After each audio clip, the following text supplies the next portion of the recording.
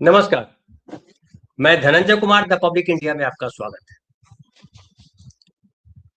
Iran और America Israel का युद्ध रुकने के बजाय और तेज हो गया है। हालांकि ट्रंप जो है परेशान है। ट्रंप अपने जो साथी देश है, सहयोगी देश है, उनसे कह रहे हैं कि आओ हॉर्मुज पे कंट्रोल करो, वहां अपनी वारशिप भेजो, लेकिन कोई देश भेजने को तैयार नहीं है।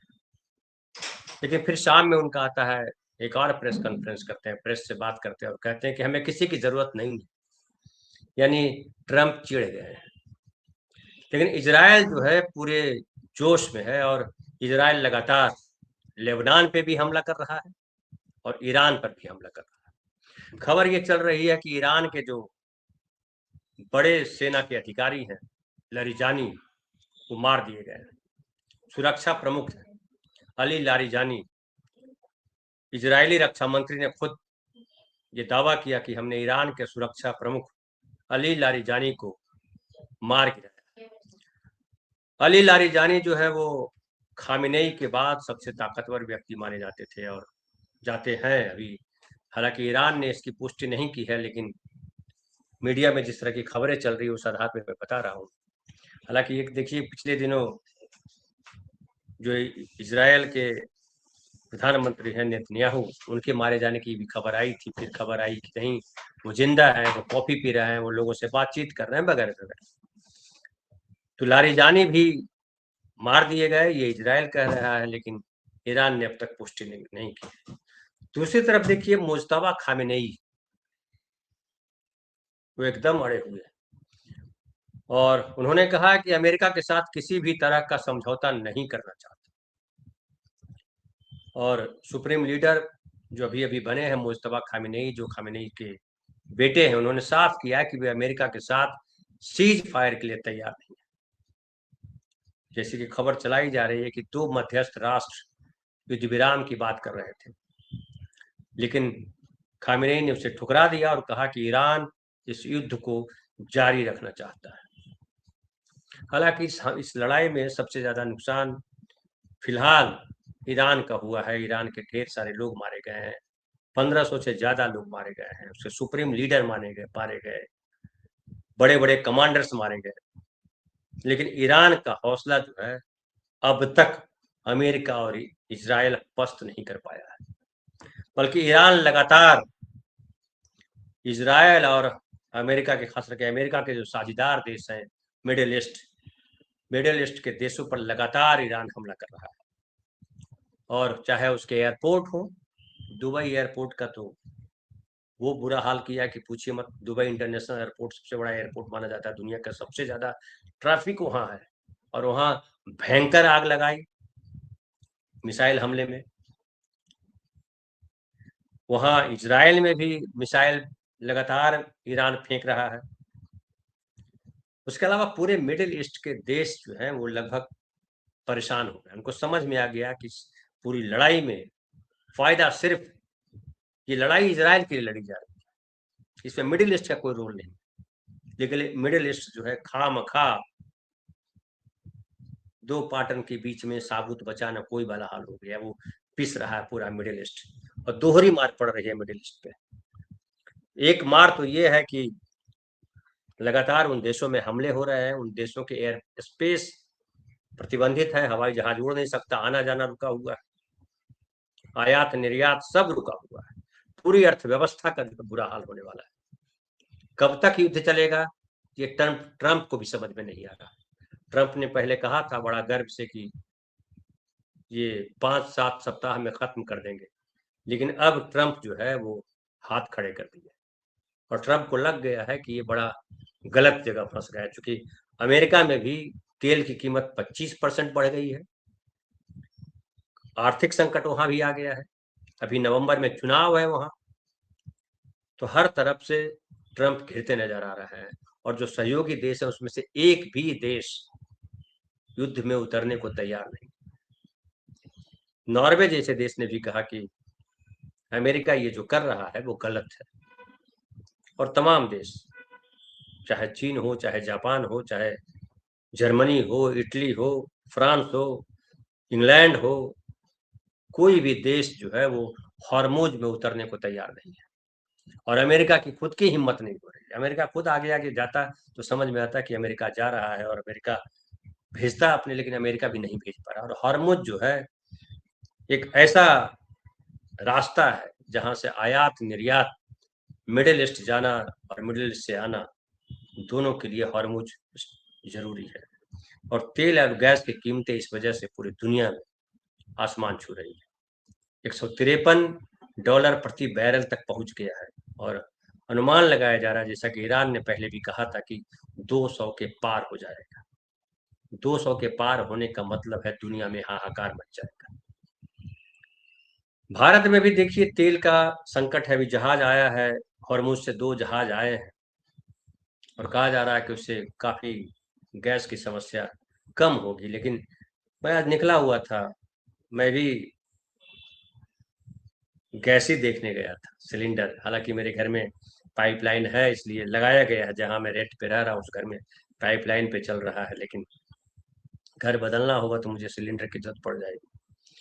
तो मैं अपना जो एड्रेस था वो चेंज करवाने गया था, देखा हर तरफ लाइन लगी हुई दोनों गैस एजेंसियों के पास।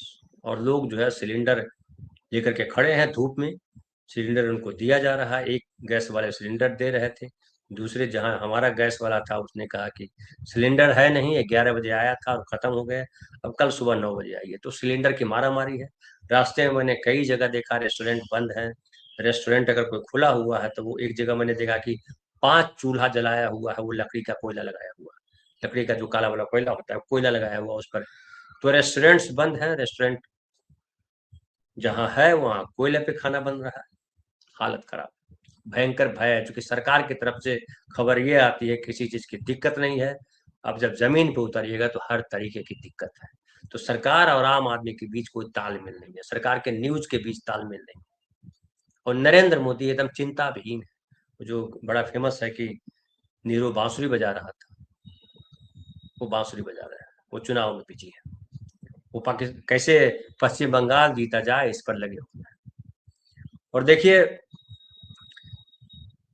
वॉशिंगटन पोस्ट की रिपोर्ट है। वॉशिंगटन पोस्ट ने कहा है कि अमेरिका के करीब 200 सैनिक 7 खाड़ी देशों में हुए हमलों में जख्मी हुए हैं। और ईरान मुख्य रूप से अरब मुल्कों में अमेरिकी सैन्य ठिकानों को टारगेट कर रहा है। और इस क्रम में एक बार फिर यूएई के फुजैराह और शाह ऑयल डिपो पर हमला कर दिया। इस कारण यूएई और दुबई एयरपोर्ट को बंद कर दिया गया और यूएई ने अपने पूरे एयर स्पेस को बंद कर दिया है। इस जगह की वजह, इस जंग की वजह से दुबई को भारी नुकसान हो रहा है, ये मीडिया में खबर है, क्योंकि दुबई एक बेहद अहम इंटरनेशनल हब है।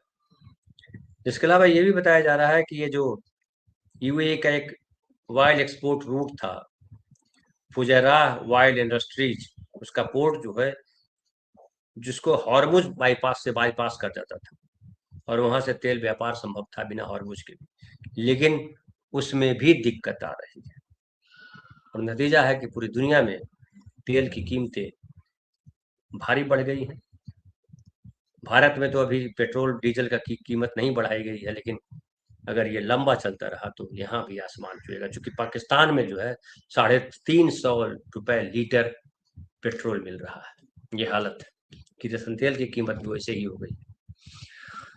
और दिक्कत ये है कि लोग पूछ रहे हैं, सवाल कर रहे हैं कि प्रधानमंत्री चुप क्यों है। प्रधानमंत्री चुप इसलिए हैं कि भारत ईरान से तो दुश्मनी मोल ले चुका है, ईरान का दोस्त नहीं रहा भारत। लेकिन अब अमेरिका भी अगर चिढ़ जाएगा तो बड़ी मुश्किल हो जाएगी। राहुल गांधी जो कहते हैं कंप्रोमाइज्ड प्रधानमंत्री, वो कॉम्प्रोमाइज्ड हैं, चूंकि मजबूर हैं वो इजराइल की तरफ रहने के लिए।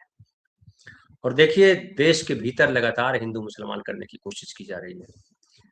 खबर है कि बनारस में कुछ लोग जो है इफ्तार पार्टी कर रहे थे नाव पे, गंगा नदी में नाव पर इफ्तार पार्टी कर रहे थे और उनके खिलाफ जो है मुकदमा किया गया, उनको अरेस्ट कर दिया गया है।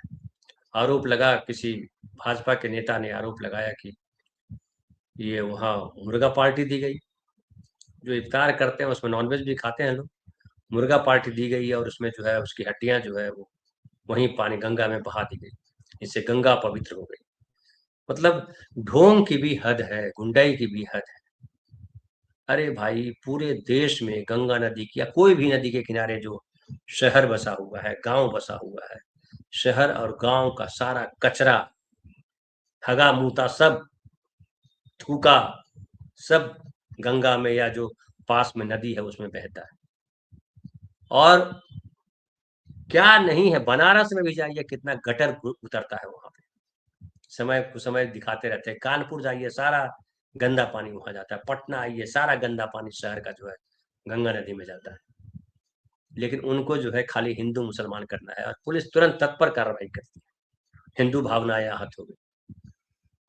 और ये जो है, जो सरकार चला रहे हैं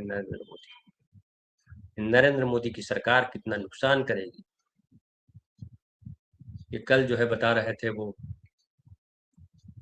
मनोज पांडे हैं, पूर्व जनरल सेना के अधिकारी। उन्होंने कहा कि जिस तरीके से भारतीय सेना को तैयार किया गया है उसमें नैतिकता बहुत इंपॉर्टेंट है, लेकिन जिस तरह से सेना को गाइड किया जा रहा है, जिस तरह से पूरा इस्तेमाल किया जा रहा है, जिस तरह की नसीहत दी जा रही है, जिस तरह के रास्ते पे चलाया जा रहा है, वो भारत के लिए भारी नुकसानदेह है। लेकिन कौन सुनने वाला है।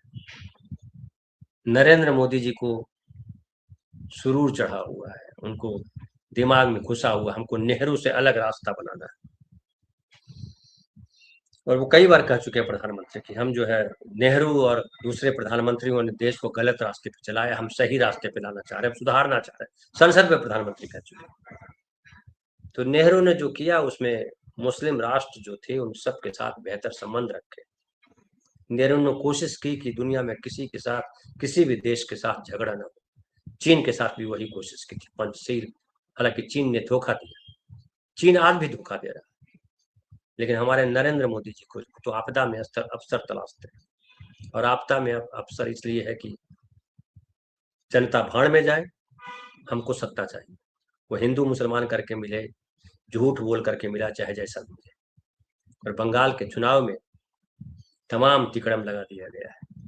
कल भी हमने आपसे कहा था कि वहाँ ममता बनर्जी सरकार में जो डिप्टी, जितने भी जो ऑफिसर है, DGP, chief secretary, home secretary, सबको बदल दिया गया। पुलिस कमिश्नर, सबको चुनाव आयोग ने बदल दिया। पुलिस और चुनाव आयोग ने पूरी तरह से कहिए कि अपने हाथ में कमान ले लिया। और जिस तरह से हरियाणा में राज्यसभा का चुनाव हुआ और हरियाणा में जो आरोप लग रहे हैं कि कांग्रेस के 4 वोट कैंसिल कर दिए, वैलिड वोट जो है कैंसिल कर दिए। तो बीजेपी तमाम हथकंडे अपना रही है जीत के लिए, और जीत ही उसका मकसद है, उसका मूल मंत्र है। एक लड़ाई जो है अंतर्राष्ट्रीय स्तर पर चल रही है, जहां भारत लगातार बौना होता जा रहा है। दूसरी लड़ाई देश के भीतर चल रही है, जहां इंसानियत लगातार बौनी हो रही है।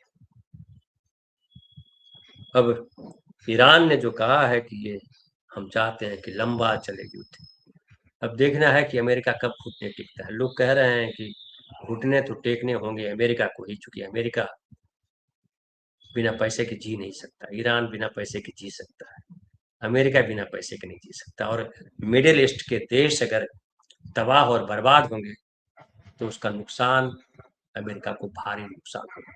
संभव है कि मिडिल ईस्ट के भीतर विद्रोह खड़ा हो जाए, और अगर विद्रोह होता है, अब जिसे ग्रेटर इजराइल बना रहे हैं इजराइल के लोग, वैसे ही ग्रेटर इस्लामिक नेटो बनाने की बात की जा रही है।